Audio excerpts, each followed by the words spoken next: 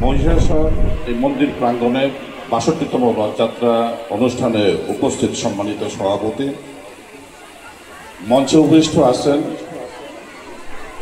আদিতপুর উপজেলা বিএনপির যুগ্ম আহ্বায়ক জনাব মোস্তাফিজুর রহমান, পলাশ ইউনিয়ন বিএনপির সম্মানিত সভাপতি হামিদুর রহমান, কালীগঞ্জ উপজেলার গোরল ইউনিয়ন বিএনপির সম্মানিত আহ্বায়ক সাবেক ভারপ্রাপ্ত চেয়ারম্যান জনাব গজরউদ্দিন পাটোয়ারি, মঞ্চে আরও উপবিষ্ট আছেন আদিতবাড়ী উপজেলার হিন্দু বৌদ্ধ খ্রিস্টান ঐক্য ফ্রন্টের সনাসী সভাপতি মৃণাল কান্তি,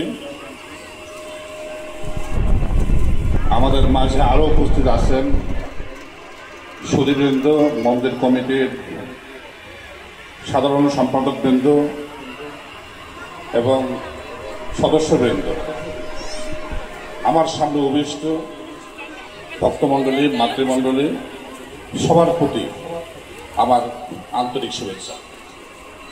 আমি প্রথমেই ধন্যবাদ জানাচ্ছি মন্দির কমিটিকে, আজকে যারা আয়োজক কমিটি, এইভাবে একটি সুন্দর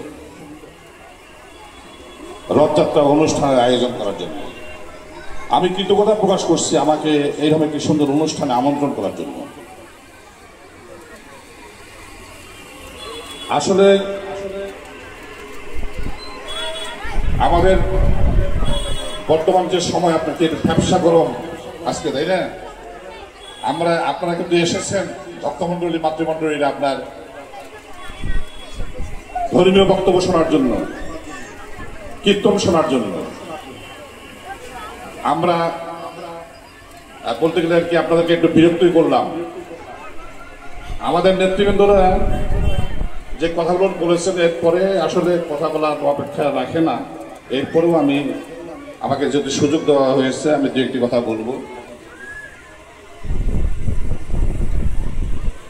ধর্ম যার যার, রাষ্ট্র সবার। আজকে আমাদের বাংলাদেশে আমি মনে করি প্রতিটি দেশের ন্যায় একটি দেশে সব ধর্মের মানুষ বাস করবে। অনুরূপভাবে বাংলাদেশেও আমরা বিভিন্ন ধর্মের মানুষ বাস করি। বিশেষ করে সংখ্যানুপাতিক হারে আমরা মুসলমান এবং হিন্দুর সংখ্যাটা আমাদের বেশি, বিশেষ করে বাংলাদেশের উত্তরাঞ্চলে। আমি মনে করি আমাদের মধ্যে কিন্তু আপনার সম্প্রীতি রয়েছে। যে কোনো ধর্মীয় অনুষ্ঠানে আপনারা আমাদেরকে আমন্ত্রণ করেন, আমরা ছুটে আসি, একসঙ্গে আপনার অনুষ্ঠান উপভোগ করি এবং অনুষ্ঠানগুলো কিন্তু আপনার আরম্ভ হয় অনেক। সামাজিক অনুষ্ঠানে মুসলমানের বিভিন্ন সামাজিক অনুষ্ঠান, বিবাহ শাদী থেকে শুরু করে বিভিন্ন সামাজিক অনুষ্ঠানে আপনাদেরকে দাওয়াত করে আপনারা যান, আপনারা আবার আমাদেরকে দাওয়াত করেন, আমরাও কিন্তু ছুটে আসি। এভাবে কিন্তু আমাদের মধ্যে সম্প্রীতি রয়েছে। কিন্তু দেশের বিভিন্ন সময় রাজনৈতিক অস্থিতিশীলতা যখন দেখা দেয়, তখন একটি গোষ্ঠী আমরা লক্ষ্য করি ব্যক্তির স্বার্থে, রাজনৈতিক স্বার্থে আমাদের মধ্যে ভেদাভেদ সৃষ্টি করে। এটি অত্যন্ত দুঃখজনক।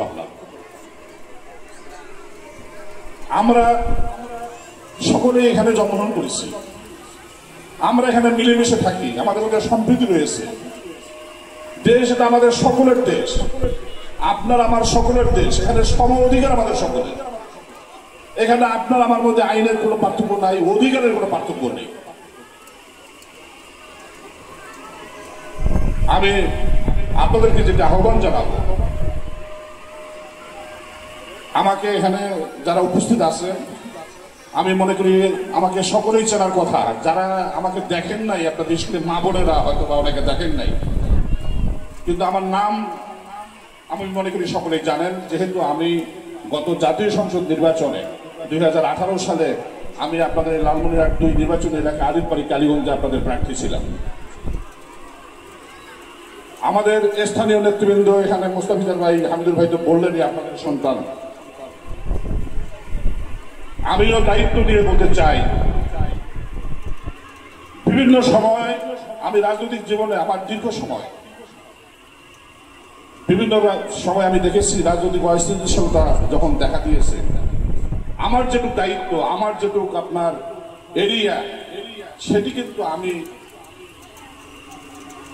আপনাদের পাশে দিয়ে দাঁড়িয়েছি যেন হিন্দু সম্প্রদায়ের উপরে সামান্যতম কোনো যেন আর কি আপনার একটা আচর যেন আপনার না লাগে, আপনার সেটি আমি চেষ্টা করেছি।